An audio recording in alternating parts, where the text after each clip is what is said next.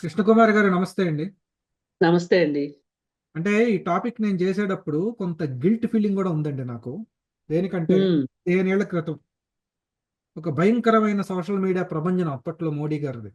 అంటే కాంగ్రెస్ హ్మ్. ప్రభుత్వం చేత కానిది, మన్మోహన్ సింగ్ అంటే పప్పెట్టు, మౌన ముని, మాట్లాడడం చేత కాదు అని జరిగినటువంటి ఒక ప్రాపగాండాకి అప్పటి నా చిన్న వయసుకి నేను పడిపోయాను.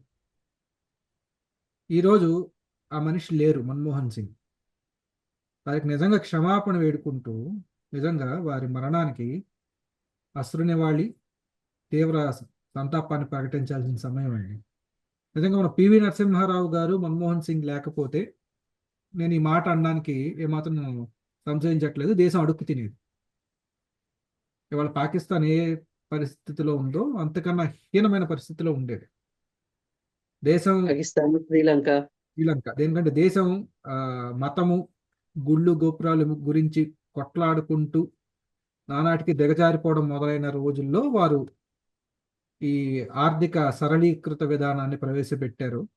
ప్రైవేట్ రంగమైన కొంత వృద్ధి చెందింది. వారు 92 ఏళ్లకి మరణించారు మేడం, మన్మోహన్ సింగ్ గారు.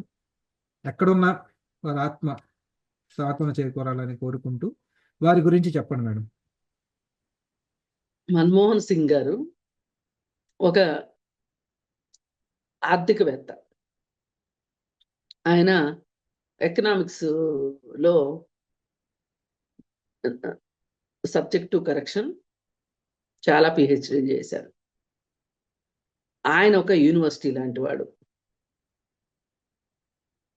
మామూలుగా పొట్టివాడు గట్టివాడు అంటారు. ఇవాళ మన దేశం మొత్తం మీద గుర్తించదగిన పొట్టివాళ్ళలో గట్టివాళ్ళు ఎవరెవరు అంటే లాల్ బహదూర్ శాస్త్రి గారు, అలాగే పివి నరసింహారావు గారు, అలాగే మన్మోహన్ సింగ్ గారు. తీసుకుంటే ఈ ముగ్గురిని తీసుకుంటే ఒక్కొక్కళ్ళు ఒక్కొక్క రకంగా మన సమాజం మీద ముద్రేశారు. ఇప్పుడు లాల్ బహదూర్ శాస్త్రి గారు ఏ రాజకీయ నాయకుడు ఇవ్వని ఒక నినాదాన్ని ఇచ్చారు ఆయన. కాకపోతే ఆయనకి పెద్ద ప్రచారం రాలేదు. ఏంటంటే బియ్యం కొరత వచ్చింది ఆయన ఉన్న టైంలో. బియ్యం కొరత వస్తే ఆయన సింపుల్ గా ఒకటే మాట అన్నారు. ఇప్పుడు కొరతగా ఉన్నప్పుడు లేదు లేదు లేదు అనుకుంటా దాన్నే ఎందుకు తినాలి మనం? ఒక పూట బియ్యం తిందాం, ఒక పూట మరొకటి తిందాం. ఆ రోజున్న పరిస్థితి ఏంటి అంటే, మనం విదేశాల నుంచి బియ్యం దిగుమతి చేసుకుంటే అప్పుడే స్వాతంత్రం వచ్చింది మనకి. విదేశీ మారక ద్రవ్యం అంతా బియ్యం కోసమే ఖర్చు అయిపోతే మిగతా పనులు మనం ఎలా చేస్తాము? అవసరమైతే త్యాగం చెయ్యాలి దేశం కోసం అని ఆయన డిక్లేర్ చేశాడు. నేను బతుకున్నంత వరకు నేను ఒక్క పూటే అన్నం తింటాను, రెండో పూట మరేదన్నా తింటాను అని. ఆయన ప్రధానమంత్రిని కూడా వాళ్ళ అమ్మకి ఆ, ఆ, తెలీదు. రైల్వే మినిస్టర్ అని తెలియదు వాళ్ళ అమ్మకి. రైల్వే స్టేషన్ లో ఒకసారి మా అబ్బాయి వస్తాడు నా కోసం అంటే, మీ అబ్బాయి ఏం చేస్తాడంటే ఈ రైల్వేలోనే ఉద్యోగం చేస్తాడని చెప్పింది వాళ్ళ తల్లి. అంత సింప్లిసిటీ. అది ఆయన మన మనకి సమాజానికి అందించి వెళ్ళారు ఆ స్ఫూర్తిని. మరి పివి నరసింహారావు గారు ఆ ఒక ఆ, 17-18 భాషలు అనర్గళంగా మాట్లాడగలిగి అపర మేధావి.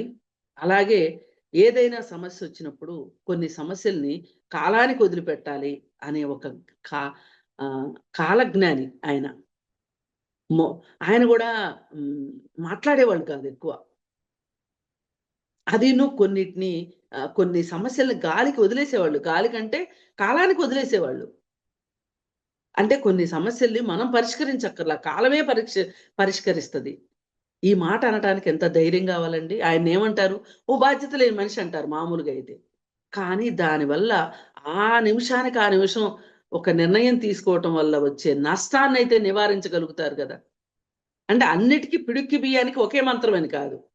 అలా ఆయన అసలు ప్రపంచాన్ని అర్థం చేసుకుని, ప్రపంచంలో వస్తున్న మార్పులేంటి? ఆర్థిక రంగంలో వస్తున్న మార్పులేంటి? మనం ఇవాళ ప్రపంచం అంతా అవలంబిస్తున్న విధానాలేంటి? ఈ విధానాల్ని మన దేశంలోకి ఎలా తీసుకురావాలి అనే దాని విషయంలో పివి నరసింహారావు గారు ఆ రోజుల్లో ఎల్పిజి లిబరలైజేషన్, ప్రైవేటైజేషన్, గ్లోబలైజేషన్ వచ్చిన సందర్భంలో ఆయన ఆయన తీసుకున్న నిర్ణయాలు ఎలా ఉన్నాయి ఏంటి అనేది చూసుకుంటే, ఆ వేళ గనక ఆ రోజు ఆయన ఆ నిర్ణయం తీసుకోకపోయి ఉంటే గనక, ఆ సరళీకృత ఆర్థిక విధానాల్ని ఆయన పాటించకపోయి ఉంటున్నట్లయితే గనక, ఈరోజు అసలు మన దేశం ఎలా ఉండేది? ఎక్కడ ఉండేది? ఆ రోజు మనం అంతర్జాతీయ మార్కెట్‌లో మనకున్న బంగారాన్ని తాకట్టు పెట్టుకోను, అవసరమైతే అమ్ముకోను, దేశాన్ని నడిపించుకోవాల్సిన పరిస్థితి నుంచి ఒక పక్క స్వయం సమృద్ధి దిశగా ఆర్థిక వ్యవస్థ ప్రయాణం చేసింది అంటే అది పివి నరసింహారావు గారి ఘనతే. ఆ తరువాత ఈయన మన్మోహన్ సింగ్ గారు వచ్చారు. మన్మోహన్ సింగ్ గారు ఒక రకంగా పివి నరసింహారావు గారు ఆర్థికవేత్త కాకపోవటం వల్ల, కొన్ని సూక్ష్మాలు అర్థం కాకపోవటం వల్ల, అంటే ఈ రోజు ఏంటి అవసరం అనే దాని మీద ఆయన శ్రద్ధ తీసుకున్నారు. ఈ రోజు తీసుకున్న నిర్ణయం వల్ల రేపు జరగబోయే నష్టం ఏంటి అనేది మన్మోహన్ సింగ్ గారు అంచనా వేయగలిగారు. అంచనా వేసి ఇంకొన్ని సడలింపులతోటి ఈ దేశాన్ని ఆర్థిక వ్యవస్థని గాడిలో పెట్టారు. పైగా ఆయన్ని మౌనముని అంటారు. ఆయన ఒక కీలుబొమ్మ అన్నారు. ఆయన అసలు ఒక రాజకీయవేత్త ఎన్ని మాటలు అనిపించుకోవచ్చో అన్ని మాటలు పడ్డారు. నిజంగా అంత జ్ఞానము, అంత పరిజ్ఞానము, అంత విషయాల పట్ల అవగాహన ఉన్న మనిషి లేదు, ఇది నా ఆలోచన అని ఏ రోజు ఆయన నోరిప్పి మాట్లాడలేదు అంటే, అలాంటి వ్యక్తిత్వం ఎంతమందికి ఉంటుందండి? అంటే ఒక రకంగా ఆయన తగ్గించుకుని బయట ప్రపంచానికి ఇంకొక రకంగా ప్రొజెక్ట్ అయినా కానీ పర్వాలేదు అనుకుని, ఇక్కడ నేను కాదు, నా విధానాలు ముందుకెళ్ళడం ఇంపార్టెంట్. ఇది మన్మోహన్ సింగ్ తీసుకొచ్చాడా, ఇంకొకరు తీసుకొచ్చారా, సోనియా గాంధీ చెప్తే చేస్తున్నానా అనేది అప్రస్తుతం. దేశానికి మంచి జరుగుతుందా లేదా ఈ ప్రాసెస్లో. అదే ఈరోజు సూట్లు బూట్లుకి ఖర్చు పెడుతున్న నాయకులున్న ఈరోజు ఈ ఈ ఎగ్జిబిషన్ సో కాల్డ్ ర్యాంప్ వాకులు జరుగుతున్న ఈ రోజులో అసలు ఆయనకి ఎంత అర్హత ఉండాలి ఈ లెక్కన? ఒక రకంగా ఈరోజు ₹1,00,00,000 బట్టలు వేసుకొని మిరిమిట్లు గొలిపేలాగా సొమ్మొకటిది సోకొకటిది అన్నట్లుగా రాజకీయ నాయకులు ఉన్న ఈ రోజు మన్మోహన్ సింగ్ గారితో కంపేర్ చేస్తే ఒక రకంగా మనం పోల్చకూడదు. కానీ ఆయన కాలి గోటికి సరిపోతారా? అసలు ఏముంది వీళ్ళ మనసుల్లో, వీళ్ళ బుర్రల్లో ఏముంది? ఎంత డొల్లతనం. మరి చాలా మందికి గమ్మత్తు ఏంటంటే, ఆయన ప్రధానమంత్రిగా ఉన్నన్ని రోజులు విమర్శించిన వాళ్ళు కూడా ఆయన ప్రధానమంత్రిగా దిగిపోయిన తర్వాత, మనకి కొత్త ప్రధానమంత్రి వచ్చిన తర్వాత, ఈ కొత్త ప్రధానమంత్రి తీసుకుంటున్న అనాలోచిత నిర్ణయాలు చూసిన తర్వాత మన్మోహన్ సింగ్ గారు ఏంటో అర్థమైంది. ఇది అసలైన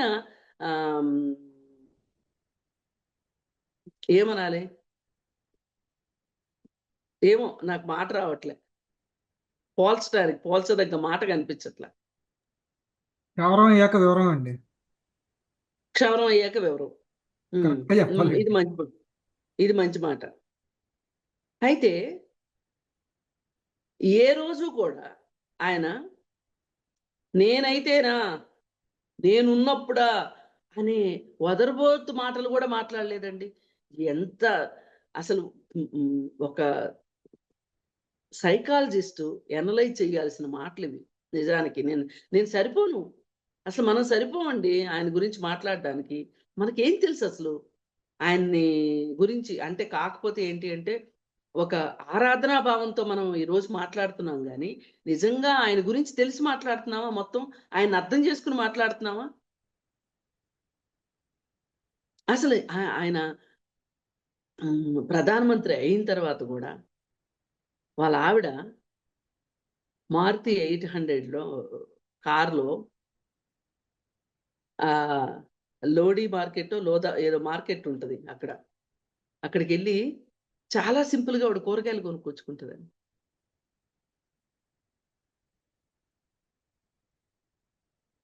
అలా అలా కుటుంబంలో గూడా, పిల్లలు గూడా ఎక్కడా ఒకళ్ళు అమెరికాలో సెటిల్ అయినట్టున్నారు. ఎక్కడా అసలు ఆహ్, ఆహ్, కుటుంబం ఛాయలు ఎక్కడన్నా కనిపిచ్చాయా అసలు?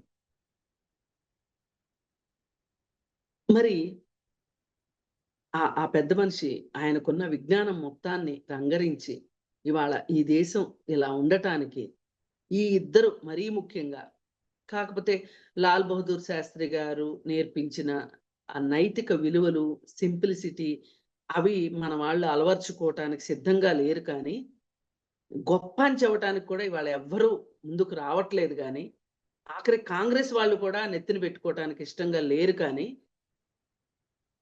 పివి నరసింహారావు గారు గావచ్చు, తర్వాతొచ్చిన మన మన్మోహన్ సింగ్ గారు గనక ఈ దేశంలో ఆ రోజు సరియైన నిర్ణయాలు తీసుకోకపోతే, ఇవాళ మన దేశం ఇంకో పాకిస్తాన్ లాగానో, ఇంకొక బంగ్లాదేశ్ లాగానో, ఇంకొక శ్రీలంక లాగానో, ఈ 3 మన చుట్టూ ఉన్న దేశాలే గదా! దాదాపు ఎంతో కొంత మన దేశంలో ఉన్న పరిస్థితులే ఉంటాయి. మన ముందో, మన తర్వాతో వచ్చిన దేశాలవి. మరి అక్కడ పరిస్థితులెలా ఉన్నాయి? మన దేశంలో పరిస్థితులెలా ఉన్నాయి? అఫ్‌కోర్స్ నెహ్రూ ఏసిన బాటలు కావచ్చు. అంటే పునాదులు మట్టుకు ఆయనవే. దానిపైన వీళ్ళు ఆ బిల్డింగు కూలి పడిపోకుండా వీళ్ళు చేసిన సేవ గురించి మనం మాట్లాడుకోవాలి ఖచ్చితంగా. దీనిలో ముఖ్యంగా మన్మోహన్ సింగ్ గారు. అరే! నా పేరెక్కడా బయటికి రావట్లేదు. నాకు రావాల్సిన ఆ ఇమేజ్ రావట్లేదు. నేనొక పిరికివాడిగాను, మాట్లాడటం రానివాడిలాగాను, మాట్లాడని వాడి చేతగాని వాడిగాను సమాజంలోకెళ్తుందే అయినా సరే ఆయన తొణకలేదు, బెణకలేదు. స్థితప్రజ్ఞుడు అంటే ఈవేళ భారత రాజకీయాల్లో ఒక రాజకీయ నాయకుడికి ఆ బిరుదివ్వాలి అంటే గనక మన్మోహన్ సింగ్ గారికే. స్థితప్రజ్ఞుడు. అవును. డిమానిటైజేషన్ టైంలో ఆయనిచ్చిన సూచనలు ఆ రోజు మాట్లాడాడాయన డిమానిటైజేషన్ తర్వాత. ఎలా చెయ్యొచ్చు అని. వీళ్ళకి ఏ స్వార్థము లేకపోతే, వీళ్ళకి తలపొగరు లేకపోతే బీజేపీ పార్టీ వాళ్ళకి ఇలాంటి నిర్ణయాలు తీసుకోదలుచుకున్నప్పుడు, ఇలాంటి పెద్దవాళ్ళు ఒకళ్ళు మన దేశంలో ఉన్నారు. ఆర్థిక శాస్త్రం గురించి తెలిసిన వాళ్ళు, పరిపాలన అనుభవం ఉన్నవాళ్ళు ఉన్నారు అని అంటే ఈ ఈ ఈ ఈ ప్రోగ్రాము రైట్ రాయల్‌గా తీసుకోదలుచుకుంటే ఇలా చేసుండేవాళ్ళు. వాళ్ళు వాళ్ళ స్వార్థం కోసం చేసుకున్నారు గాబట్టే ఎవ్వరిని సంప్రదించలా. ఇలా చెయ్యాలి అనుకుంటే మన్మోహన్ సింగ్ గారికి ఎంతసేపండి? 10 సంవత్సరాల అధికారం.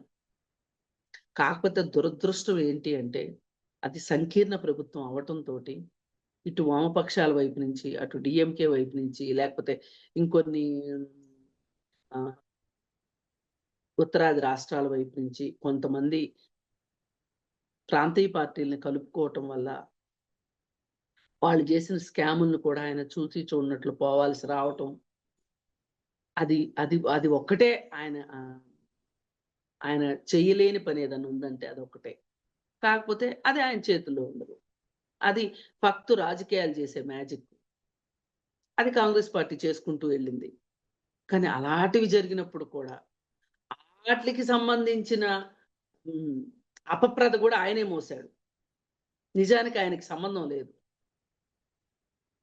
నిజంగా ఆయనే కనుక క్విడ్ ప్రోకో చేసుకోగలిగాడు అనుకోండి, ఒక ఆడిటర్ని అడ్డం పెట్టుకుని జగన్మోహన్ రెడ్డి చేసినట్టు చెయ్యాలి అంటే ఎంతసేపు అండి ఆయనకి? కాతే ఈరోజు ఇంత గొప్పగా ఆయనకి నివాళి దొరికేది కాదు. ఆయన భవిష్యత్ తెలిసిన వ్యక్తి. ఆయనకేం కావాలో అది తెలిసిన మనిషి, తాత్వికుడు. కాబట్టే ఆయన ఈ విధంగా ఆలోచించాడు.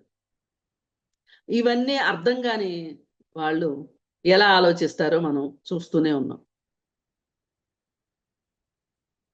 ఒక మనిషికి 2 పుట్టినరోజులు ఉంటాయని చెప్తారు మార్కు టైన్. ఒకటి అసలు పుట్టినరోజు, ఇంకొకటి తాను ఎందుకు పుట్టాడో తెలుసుకున్నది రెండో పుట్టినరోజు అని చెప్తారు. మన్మోహన్ సింగ్ గారు లాంటి జ్ఞాని ఆయనకి ఎప్పుడు రెండోసారి పుట్టాడో తెలియదు కానీ ఆయన ఎప్పుడూ కూడా సజీవంగా ఉంటారు. ఆయనకి మరణం లేదు, ఇది భౌతిక మరణం మాత్రమే, నిష్క్రమణ మాత్రమే. కానీ ఆయన కొన్ని చరిత్రని తప్పుగా రాస్తే తప్పితే ఆయన చరిత్రలో చిరస్మరణీయుడిగా ఉంటాడు. భవిష్యత్ తరాలు కూడా ఆయన గురించి మాట్లాడుకుంటారు. కాకపోతే ఇలా అల్లచిల్లరిగా గుర్తుండకపోవచ్చు. 100 కోటి రూపాయల డ్రెస్ వేసుకున్నారని, డిమానిటైజేషన్ చేసుకొచ్చారని, లేకపోతే ఇంకోటి జిఎస్టి పేరుతోటి వేధిస్తున్నారని కానీ, ఇలా ఇలాంటి విషయాలు ఆయన గుర్తుంటాడు ఖచ్చితంగా. కానీ ఆయన ఒక జ్ఞానిలాగా, ఒక తపస్సు చేసే మునిలాగాను, ఇలా ఒక స్థితప్రజ్ఞతతో ఉన్న ఒక రాజకీయ నాయకుడు ఇలా ఉండాలి, ఇలా ఉండొచ్చు, ఇలా కూడా ఉంటారు రాజకీయ నాయకులు అని నిరూపించిన గొప్ప మనిషి. ఆయన చరిత్రలో నిలిచిపోతారని మనం కోరుకుంటూ, ఆయనకు మట్టుకు ఒక ఆత్మీయ నివాళి అన్నమాట ఇది. మనం ఒక రకంగా చేతులు జోడించి వినమ్రంగా ఇలాంటి ఒక గొప్ప మనిషి లేకపోతే ఇవాళ మనం ఈ ఆర్థికంగా ఈ విధంగా మనం ఉండగలిగే వాళ్ళమా అని మనస్ఫూర్తిగా మాట్లాడుకోవాల్సిన, అంటే మరణం ఎవరికైనా తప్పదనుకోండి, ఇవాళ మాట్లాడుకుంటున్నాం. కానీ ఆయన ఆలోచనలకు కానీ, ఆయన స్థితప్రజ్ఞతకు కానీ, ఆయన సంయమనానికి కానీ, ఆయన చూపించిన విధేయతకి, పార్టీకి విధేయతకి, ఇప్పుడు సిడబ్ల్యూసి చైర్పర్సన్ గా సోనియా గాంధీ ని ఆయన ఆమెకిచ్చిన గౌరవం కావచ్చు, ఇవన్నీ మనము వెలకట్టలేని విషయాలు. అసలు మనం అంటే ఒక మనిషి ఇలా ఉంటారా, మనమైతే అలా ఉంటామా అని మనల్ని ప్రశ్నించుకునేటట్లు చేసిన ఆయన వ్యక్తిత్వం ఉంది చూసారా, వీటికి మరణం ఉండదు. ఇవాళ మనం ఒక అశోకుడు గురించి గుర్తుపెట్టుకుంటాం, ఒక శ్రీకృష్ణదేవరాయలను గుర్తుపెట్టుకుంటాం. మరి ఇలా కొంతమందిని మనం గుర్తుపెట్టుకుంటాం. అలాంటి కోవకి ఆయన చరిత్రను ఆయన రాసుకున్నారు. భారతదేశ చరిత్రలో ఆయనకంటూ ఒక పేజీ రాసుకున్న గొప్ప మనిషి. దీని వెనక ఎవ్వరి కృషి ఉందని నేను అనుకోను. ఆయన వ్యక్తిగతంగా సాధించుకున్నది ఇదంతా. అఫ్ కోర్స్ తల్లిదండ్రులు జన్మనిచ్చి చదువు చెప్పించి ఉండొచ్చు, కానీ మరి సమాజంలో చాలా మందికి చేస్తున్నారు ఇదే పని తల్లిదండ్రులు. కానీ ఇలా అపురూపంగా తయారవ్వడం మటుకు, అనితర సాధ్యంగా తయారవ్వడం మటుకు ఆయనకి మాత్రమే చెల్లింది, మన్మోహన్ సింగ్ గారికి. ఇంకా చాలా విషయాలు ఉన్నాయి మాట్లాడుకోవాల్సినవి, మనకి దాకా రాని విషయాలు, తెలియని విషయాలు, మనం కూడా చదువుకోని విషయాలు చాలా ఉన్నాయి. ఆయన కోపస్థ మండూకాలకి మాత్రమే ఆయన ఎవరో తెలియదు, కానీ కాస్త ఆయన లక్షణాల్లో ఒక్క 1% మనము తీసుకుంటే కూడా ఆదర్శంగా, ఆయన్ని అనుసరిస్తే గనక మనకి ఇలాంటివన్నీ అర్థమవుతాయి. వీటిల్లో నుంచి మనం కూడా నేర్చుకోవాల్సినవి ఉంటాయి ఖచ్చితంగా.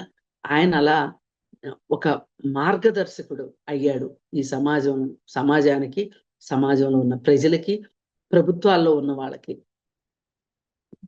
మరి ఇంతకంటే ఒక మంచి నివాళి ఇవ్వాలని ఉన్న మన మన సమయం సహకరించదు కాబట్టి, మనకున్న పరిమిత జ్ఞానంతోటి మనం ఈ విధంగా ఆయనకి ఒక మంచి అశ్రు నివాళి మనస్ఫూర్తిగా హృదయపూర్వకంగా నివాళిని అర్పించాలనే ఉద్దేశంతోటి మనం ఇలా మాట్లాడుకోవటం జరిగింది.